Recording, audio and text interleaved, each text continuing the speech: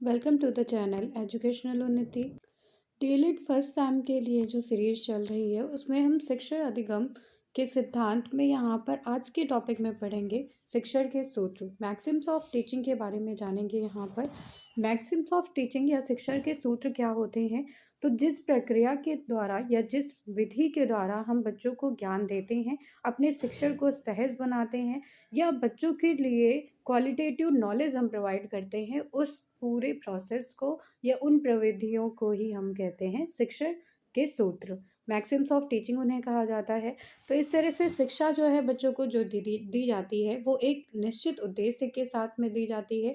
इन उद्देश्यों की प्राप्ति के लिए जो साधन का यूज़ किया जाता है वो शिक्षण होता है। टीचिंग के द्वारा ही हम इन उद्देश्यों की प्राप्ति करते हैं। तो अच्छे टीचिंग के लिए या अच्छे शिक्षण के लिए कुछ प्रमुख विशेषताएं होती हैं। इन विशेषताओं में ये आ जाता है कि कैसे बच्चों को कंटेंट डिलीवर किया जाए, कैसे पढ़ाया और सिखाया जाए उन्हें एक टॉपिक को। तो इन सारी चीज़ों को सिखाने के लिए या उन्हें इस नॉलेज को प्रोवाइड करने के लिए उनकी रुचि कैसे जगाई जाए, उनका ध्यान कैसे आकर्षित किया जाए, उन्हें कैसे निपुण बनाया जाए, कैसे कुशल बनाया जाए उस कंटेंट में, इसके लिए हमें ज़रूरत होती है शिक्षण के सूत्रों की। तो शिक्षण के सूत्रों के द्वारा ही एक टीचर जो है अपनी टीचिंग को एफिशिएंट बनाता है, रुचिकर बनाता है, वहाँ पर क्रिएटिव नॉलेज प्रोवाइड करता है और बच्चों का जो है ध्यान केंद्रित करता है, उनमें प्रेरणा जागृत करता है, ताकि बच्चे जो है जो पढ़ाया जा रहा है उसमें अपना ध्यान दे सकें और उस जो है नॉलेज को अपने तक ला सकें, सीख सकें उसे।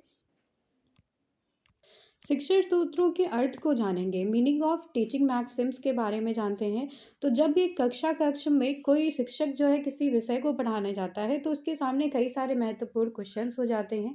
जैसे कि सबसे पहला क्वेश्चन ये हो जाता है कि वो कौन से पाठ को पढ़ाए, कैसे पढ़ाए और किस तरह से अपना शिक्षण प्रारंभ करे, उसकी क्रोनोलॉजी क्या होनी चाहिए पढ़ाने के लिए, बच्चों का ध्यान कैसे आकर्षित करे वो अपनी तरफ, क्या कंटेंट वो डिलीवर करे, क्या जो है विषय पढ़ाने जा रहा है, किस लेसन को पढ़ाने जा रहा है टीचर यहाँ पर। और देन मोस्ट इम्पॉर्टेंट चीज़ ये आ जाती है कि कैसी शिक्षण अधिगम सामग्री का प्रयोग करें, कब करें और क्या कहाँ पे करें।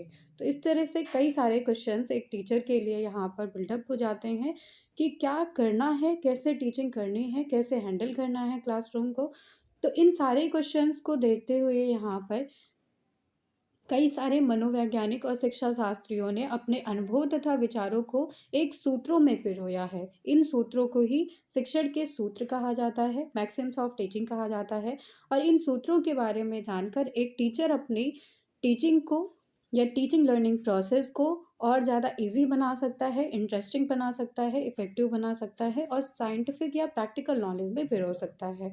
तो ये जो सूत्र होते हैं वो बाल प्रकृति के होते हैं। यहाँ पर स्टूडेंट को सेंटर में रखकर तब टीचिंग की जाती है।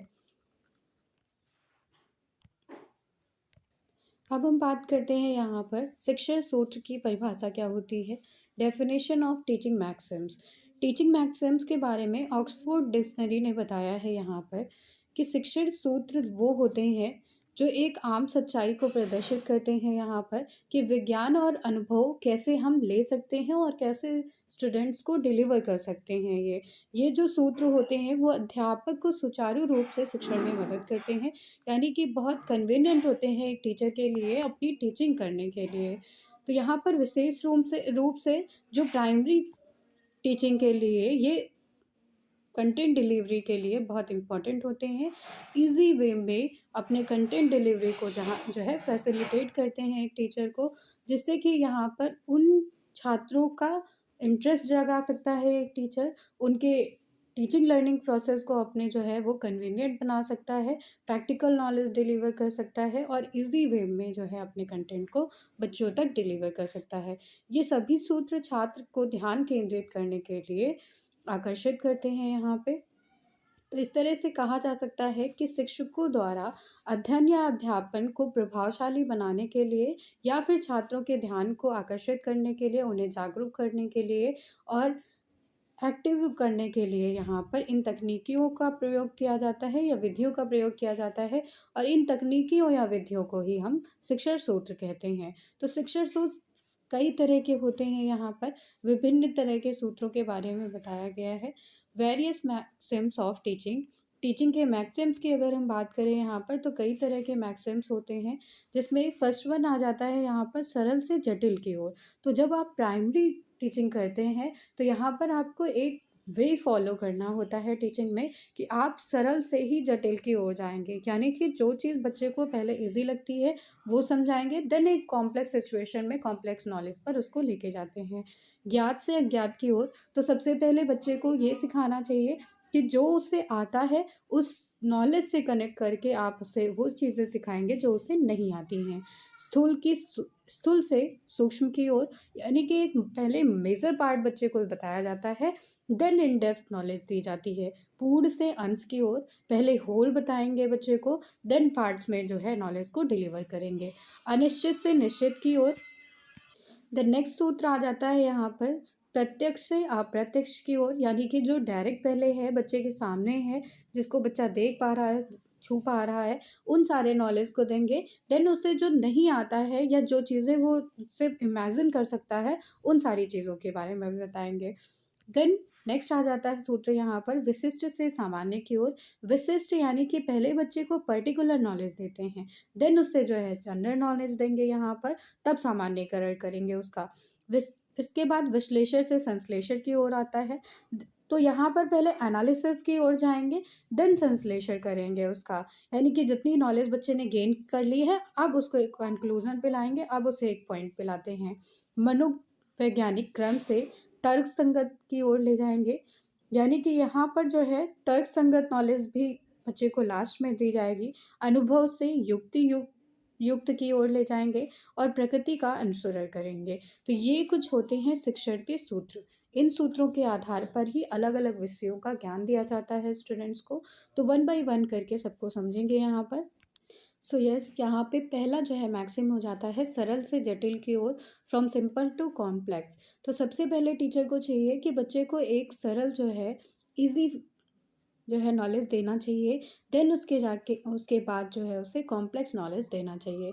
क्योंकि यहाँ पर मनोवैज्ञानिकों का भी यही कहना रहता है कि बच्चे की जब आयु कम होती है तब उसका मानसिक लेवल भी कम होता है, मानसिक विकास भी कम होता है। तो उसे उसके मानसिक लेवल के अकॉर्डिंग ही नॉलेज देना चाहिए। फिर जैसे जैसे बच्चा ग्रो करता है उसकी इंटेलेक्चुअल कैपेबिलिटीज़ भी बढ़ती हैं, तो उसी के अकॉर्डिंग बच्चे का नॉलेज भी बढ़ता रहता है, उसकी कैपेसिटी भी बढ़ती रहती है। तब उसे आप उसके जो है मेंटल लेवल के अकॉर्डिंग नॉलेज दे सकते हैं, और उस नॉलेज को बच्चा बहुत जल्दी गेन करता है यहाँ पर। तो इसलिए सबसे पहले टीचिंग में सिंपल नॉलेज देनी चाहिए, देन कॉम्प्लेक्स पे आना चाहिए।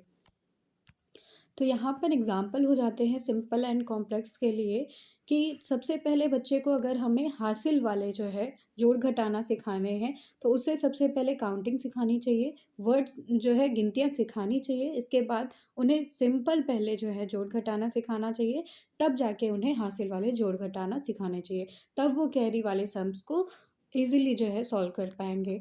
देन नेक्स्ट यहाँ पर एग्जांपल हो जाता है कि अगर हम इतिहास पढ़ा रहे हैं, बच्चे को हिस्ट्री का नॉलेज दे रहे हैं, तो सबसे पहले हमें उन्हें छोटी छोटी कहानियाँ बतानी चाहिए। उसके बाद युद्धों पे आना चाहिए, घटनाओं पे, संधियों पे और शासन की व्यवस्था को पूरा बताना चाहिए। अगर आप पहले ही उन्हें युद्ध के बारे में बताने लगेंगे तो बच्चा वहाँ पे घबरा जाएगा, उन सारी जो है नॉलेज को वो गेन नहीं कर पाएगा यहाँ पे।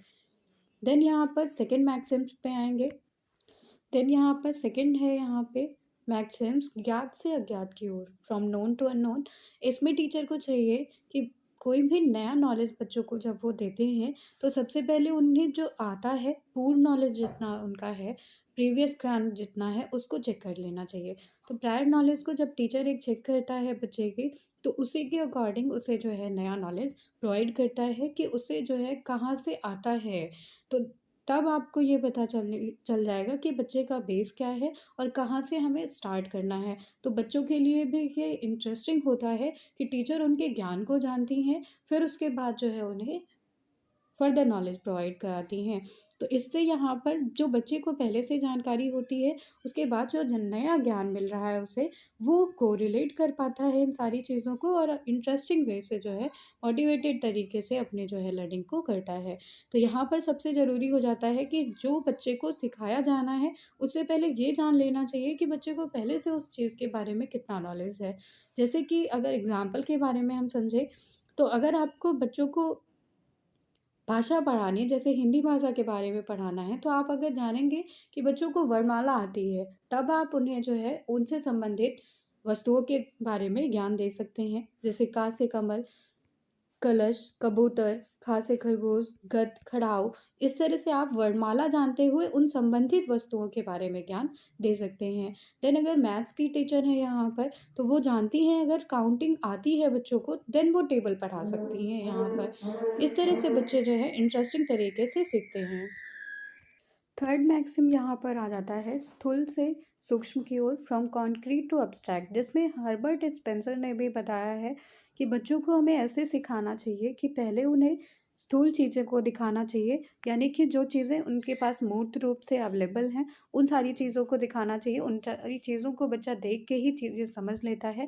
देन जाके अमूर्त चीज़ें, जो सूक्ष्म चीज़ें हैं, जो छोटा छोटा नॉलेज है, उसे प्रोवाइड करना चाहिए। तो जब बच्चा छोटा होता है, जैसे शैशव अवस्था में है, अपनी प्रारंभिक अवस्थाओं में है, तब बच्चा सूक्ष्म ज्ञान को नहीं समझ पाता है, तब बच्चा जो है अमूर्त चीज़ों को नहीं समझ पाता है। जो चीज़ें उसके पास होती नहीं हैं, उनके बारे में वो कल्पना भी नहीं कर पाता है। लेकिन जो चीज़ें उसके पास हैं, जो नॉलेज उसके पास है, जो मूर्त रूप से वो देख रहा है, उन सारी चीज़ों के बारे में वो अच्छे से जानता है, उन सारी चीज़ों को के बारे में वो बता सकता है। तो जैसे बच्चा एक गेंद देखता है, तो उसके बारे में उसे नॉलेज है। लेकिन अगर वो जो है नदी नहीं देखा है, तो नदी के बारे में भी वो नहीं बता सकता है, वो कल्पना ही नहीं कर सकता है उस चीज़ की। तो यहाँ पर जो नॉलेज देनी चाहिए बच्चे को, वो पहले स्थूल से सूक्ष्म की ओर में देनी चाहिए, यानी कि जो मूर्त चीज़ें हैं बच्चे के पास में, वो पहले उसे समझानी चाहिए। उसके बाद उन सारे मूर्त कॉन्सेप्ट के आधार पे ही बच्चे को अमूर्त चीज़ों के बारे में बताना चाहिए। यहाँ पर एग्ज़ाम्पल हो जाता है कि अगर बच्चे को हमें जोड़ घटाना सिखाना है, प्लस माइनस सिखाना है, तो उसके लिए हमें जो है एक कॉन्क्रीट फॉर्म में जो है ऑब्जेक्ट्स लेने चाहिए, जैसे कंकड़ हैं, छोटे-छोटे गोलियाँ हैं, इन सारी चीज़ों को लेकर तब उसमें जो है ऐड एंड सब्सट्रैक्ट का कॉन्सेप्ट उन्हें बताना चाहिए।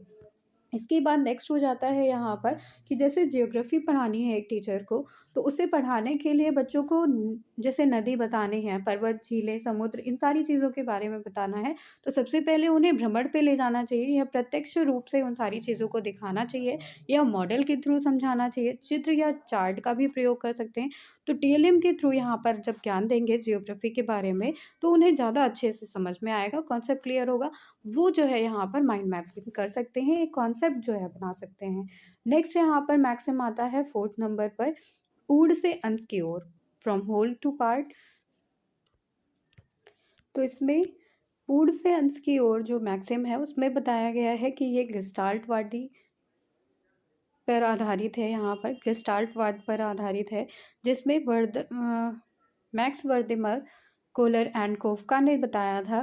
गेस्टाल्ट का मतलब ही हो जाता है कि हम पूरी सिचुएशन को एनालाइज करते हैं, देन एक जो है सूझ पर आते हैं, एक सॉल्यूशन पर आते हैं। तो इस तरह से यहाँ पर जो उन्होंने एक्सपेरिमेंट किया था सुल्तान नाम के चिंपैंजी पर, उसने भी पूरी जो है होल सिचुएशन को एनालाइज किया था, तब जाके उसका जो है सॉल्यूशन प्राप्त किया था। तो एक गेस्टाल्ट मनोवैज्ञानिक ने यहाँ पर बताया है कि सबसे पहले वस्तु को पूर्ण रूप से दिखाना चाहिए बच्चे को, फिर जाके उस पूरे ज्ञान के बारे में बताना चाहिए, उसके बाद उसके जो है पार्ट्स को बताना चाहिए, उसके अंगों के बारे में बताना चाहिए। जैसे यहाँ पर सबसे पहले अगर एक टीचर बच्चे को किसी भी तरह का ज्ञान प्राप्त कराना चाह रही हैं, तो उसे जो है एक होल फॉर्म में प्रेज़ेंट करना चाहिए, देन उसके जो है ग्राफ़िकल फॉर्म में उसके सब पार्ट्स को बताना चाहिए, उसे जो है डिवाइड करना चाहिए। तो बच्चा अगर किसी पेड़ को देखता है, तो सबसे पहले वो होल जो है उसके होल ट्री को देखता है, यहाँ पर पूरे वृक्ष को देखेगा, उसके बाद उसके जड़, तने, पत्ती, फूल, फल आदि पर जाता है यहाँ पर। तो बच्चा पहले पूरी सिचुएशन को देखता है यहाँ पर, फिर जाके उसके जो है पार्ट्स पे आएगा। तो ये पेड़ हो गया, तो ये पूरा ही पेड़ बच्चा देखता है यहाँ पर, फिर जाके उसकी टहनियों पे आएगा, उसकी जड़ों पर आएगा, तने पर आएगा, फूल पे आएगा, फल पे आएगा। तो इस तरह से एग्ज़ाम्पल यहाँ पर हो जाता है होल टू पार्ट का, कि सबसे पहले अगर किसी टीचर को जो है बच्चों को कंप्यूटर पढ़ाना है, तो कंप्यूटर के बारे में ज्ञान देना चाहिए, फिर उसके जो है पार्ट्स के बारे में बताना चाहिए, जैसे monitor, keyboard, CPU, mouse, printer. और इसके बाद अगर ज्योग्राफी पढ़ानी है, मानचित्र के बारे में पढ़ाना है जैसे, तो सबसे पहले बच्चे को मैप पूरा दिखाना चाहिए कि ये इंडिया का मैप है, देन डायरेक्शन बतानी चाहिए, और उसके बाद चारों डायरेक्शंस बताने के बाद यहाँ पर स्टेट्स के बारे में बताना चाहिए, अलग-अलग राज्यों की जानकारी देनी चाहिए बच्चे को। तो इस तरह से ये हो जाता है फ्रॉम होल टू पार्ट। पहले एक टीचर को होल प्रोसेस बताना है, देन उसके पार्ट्स के बारे में डिफाइन करना है। नेक्स्ट यहाँ पर मैक्सिमम हो जाता है फ्रॉम इनडेफिनिट टू डेफिनिट, अनिश्चित से निश्चित की ओर। तो अनिश्चित से निश्चित ज्ञान का मतलब यहाँ पर हो जाता है कि एक बच्चा जब छोटा होता है, तो उसका जो बौद्धिक विकास होता है वो अनिश्चित से निश्चित की ही ओर होता है।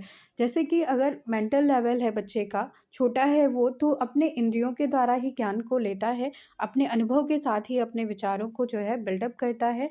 तो ये जो विचार होते हैं, कई बार वो अपने कॉन्सेप्ट को गलत बिल्डअप कर लेता है, गलत जानकारी को अपने दिमाग में बिठा लेता है।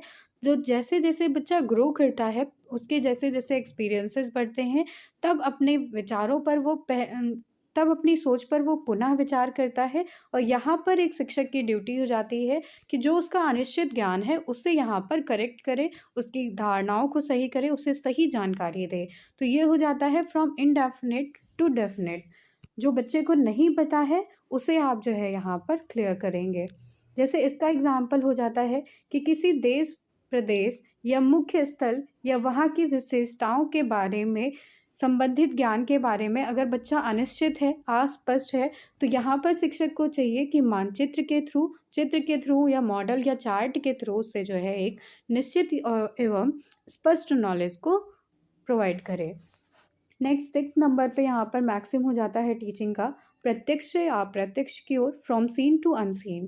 तो यहाँ पर बच्चे जिन चीज़ों को देख पा रहे हैं, महसूस कर पाते हैं, उन सारी चीज़ों को के बारे में पहले नॉलेज देना चाहिए। देन जो चीज़ें उन्हें जो है प्रत्यक्ष रूप से नहीं दिखाई देती हैं, वर्तमान रूप से नहीं वहाँ पर अवेलेबल हैं, उनके फ्यूचर में ही होने वाली हैं, तो उन सारी चीज़ों के बारे में देना चाहिए। जैसे कि यहाँ पर टेक्नोलॉजी सबसे जो है महत्वपूर्ण उदाहरण हो जाता है इसके लिए, क्योंकि यहाँ पर टेक्नोलॉजी आगे क्या होने वाला है, ये जो है अनिश्चित होता है। लेकिन जो चीज़ें प्रत्यक्ष रूप से वहाँ पर एग्ज़िस्ट कर रही हैं, उन सारी चीज़ों के बारे में हम पहले नॉलेज दे सकते हैं। तो यहाँ पर ज़रूरी हो जाता है कि प्रत्यक्ष या अप्रत्यक्ष में टीचर को चाहिए कि वो बच्चों को ऐसी टीचिंग प्रोवाइड करे जिसमें जिन घटनाओं या तथ्यों के बारे में, जिन वस्तुओं के बारे में बच्चा देख पा रहा है, उनसे उन सारी नॉलेज को कनेक्ट करे जिनको वो नहीं देख सकता है। तो एक मॉडल के रूप में या एक चार्ट के फॉर्म में जो है उन सारी चीज़ों को प्रेज़ेंट करना चाहिए, उसके बाद उस चीज़ के बारे में जानकारी देनी चाहिए। जैसे एक टीचर अगर सामाजिक विज्ञान यहाँ पर पढ़ाता है, सोशल साइंस पढ़ाता है, तो इसमें ग्लोब के थ्रू, मॉडल के थ्रू या चित्र के थ्रू पूरे संसार के विविध चीज़ों के बारे में वो जानकारी दे सकता है बच्चे को। देन यहाँ पर नेक्स्ट मैक्सिम आ जाता है विशिष्ट से सामान्य की ओर। विशिष्ट से सामान्य की ओर का मतलब हो जाता है कि यहाँ पर जो स्पेशल नॉलेज है, वो जो है पर्टिकुलर नॉलेज जो है दी जाएगी। पहले पर्टिकुलर नॉलेज दी जाती है, देन उस नॉलेज को जनरलाइज़ किया जाता है। तो इसमें हो जाता है कि आगमन विधि से भी इस सूत्र का प्रयोग किया जा सकता है। पहले जैसे यहाँ पर उदाहरण को प्रस्तुत किया जाता है, उसके बाद जो है निष्कर्ष पर आएँगे। तो पहले बच्चे को जैसे किसी चीज़ का एग्ज़ाम्पल दिया, जैसे संज्ञा, सर्वनाम, विश्लेषण, ये सारी चीज़ें हमें पढ़ानी हैं। तो सबसे पहले हमने जैसे बच्चे को खड़ा किया, तो उससे पूछा कि कुछ वस्तुओं के नाम बताओ, कुछ जगहों के नाम बताओ, कुछ जो है व्यक्तियों के नाम बताओ। तो इस तरह से बच्चों ने अलग-अलग नाम बताएँ। उसके बाद हम इन सारे नामों को कोरिलेट करके ये बताएँगे कि किसी वस्तु, किसी स्थान या किसी जो है व्यक्ति के नाम को संज्ञा कहते हैं। तो ये संज्ञा की डेफिनेशन हो गई यहाँ पर। तो पहले हमने पर्टिकुलर चीज़ बताई, एग्जाम्पल बताया, देन उस चीज़ को जनरलाइज किया है। तो इस तरह से यहाँ पर हो जाता है कि पहले बच्चे को जो है विशिष्ट ज्ञान देना होता है। तो इस सूत्र में जो है बच्चों को उदाहरण दिया जाता है। उदाहरण के बाद हम उन्हें सिद्धांत और नियमों के बारे में बताते हैं। तो यहाँ पर उदाहरण से ही बच्चे निष्कर्ष निकालते हैं। वो जो है क्यूरियस होते हैं, प्रेरित होते हैं कि वो निष्कर्ष निकाल सकें। उसके बाद इस जो है विधि के द्वारा बच्चे निरीक्षण करते हैं, परीक्षण करते हैं, चिंतन करते हैं, उस जो है विषय वस्तु पर विचार विमर्श करते हैं। और ये जो प्रोसेस होता है वो बहुत इंटरेस्टिंग होता है। इस विधि का यूज़ किया जाता है, इस मैक्सिम का यूज़ किया जाता है साइंस, मैथ्स और व्याकरण के शिक्षण के लिए। तो विश्लेषण से संश्लेषण की ओर का जो ज्ञान होता है यहाँ पर, वो एनालिसिस टू सिंथेसिस का ज्ञान होता है, जिसमें बताया गया है कि विश्लेषण यानी कि एनालिसिस जो होता है वो किसी बात को अच्छे से समझने में जो है सहायक होता है, और संश्लेषण यानी कि सिंथेसिस जो होता है वो उस बात के बारे में निश्चित रूप से ज्ञान जो है प्रदान करने के लिए आवश्यक होता है। संश्लेषण से हम समझ सकते हैं कि उस बात के बारे में पर्टिकुलर नॉलेज क्या है, और विश्लेषण से हम ये समझ सकते हैं कि उसको समझने में, उस बात को समझने के लिए ये जो है बहुत सहायक होता है। कोई बात अगर हमें अच्छी तरह से समझनी है तो उसके लिए विश्लेषण सहायक है, और कोई बात अगर हमें निश्चित ज्ञान देती है तो उसके लिए संश्लेषण ज़रूरी है। तो इस तरह से यहाँ पर हो जाता है कि किसी घटना या तथ्य के बारे में अगर पहले से पूरी जानकारी दे दी जाती है तो फिर उसके विविध पार्टों के बारे में, उसके माइन्योर से पार्ट के बारे में जब व्याख्या एक्सप्लेनेशन की जाती है तब उसे जो है विश्लेषण और संश्लेषण की प्रोसेस कहते हैं यहाँ पर। जैसे कि एक एग्जांपल हो जाता है कि अगर छात्रों को यूपी के बारे में पढ़ाना है, उत्तर प्रदेश के बारे में जानकारी देनी है, तो सबसे पहले जिलों की स्थिति की बतानी चाहिए, उनकी पोजीशन बतानी चाहिए, देन उनकी विशेषताएं यहाँ पर बतानी चाहिए। उसके बाद इस पूरी नॉलेज को जो है इंटीग्रेट करते हुए यहाँ पर उत्तर प्रदेश की जानकारी देनी चाहिए। नेक्स्ट यहाँ पर मैक्सिम की बात करें तो मनोवैज्ञानिक क्रम से तर्क संगत की ओर आ जाता है, फ्रॉम साइकोलॉजिकल टू लॉजिकल। यहाँ पे ये हो जाता है, तो इसमें ये हो जाता है, एस के अग्रवाल ने बताया है कि जैसे जैसे बच्चा ऊंची कक्षाओं में जाता है, हायर क्लासेस में जाता है, वैसे वैसे उसका लॉजिकल जो नॉलेज है वो बढ़ता चला जाता है। तो इसमें ये चाहिए मनो फ्रॉम साइकोलॉजिकल टू लॉजिकल जो मैक्सिम होता है, इसमें बच्चे को जो ज्ञान प्राप्त कराया जाता है वो उसकी रुचि के अनुसार, उसकी क्षमताओं के अनुसार ही होना चाहिए, क्योंकि जैसे जैसे बच्चा ग्रो करता जाता है वैसे वैसे वो अपने साइकोलॉजिकल नॉलेज से लॉजिकल नॉलेज पे स्विच करता जाता है। तो सबसे पहले अगर हिंदी के बारे में बच्चे को पढ़ाना है तो उसे वाक्यों के बारे में ज्ञान देना चाहिए, फिर उसके वर्ड, फिर ध्वनियों के बारे में जानकारी देनी चाहिए। नेक्स्ट मैक्सिम यहाँ पर हो जाता है अनुभव से युक्ति युक्त की ओर, फ्रॉम एम्पिरिकल टू रैशनल। तो यहाँ पर जो बच्चे अनुभव से अपना ज्ञान प्राप्त करते हैं, निरीक्षण या अनुभव से ज्ञान प्राप्त करते हैं, उसके लिए इस अपूर्ण तथा अनिश्चित ज्ञान को वास्तविक रूप देने के लिए यहाँ पर उसे तर्कयुक्त ज्ञान देना होता है। पहले बच्चे ने जो भी कॉन्सेप्ट बना लिया है अपने दिमाग में अपने एक्सपीरियंस के अकॉर्डिंग, उसे हमें करेक्ट करने के लिए बच्चे को जो है रैशनल नॉलेज देनी होती है, तर्कयुक्त ज्ञान देना होता है, ताकि वो नॉलेज जो है स्थायी रूप से उसके मस्तिष्क में बनी रहे। इसका यहाँ पर उदाहरण हो जाता है कि बच्चा हमेशा जो है सनराइज एंड सनसेट को देखता है, सूर्यास्त एवं सूर्य उदय को देखता है वह प्रतिदिन।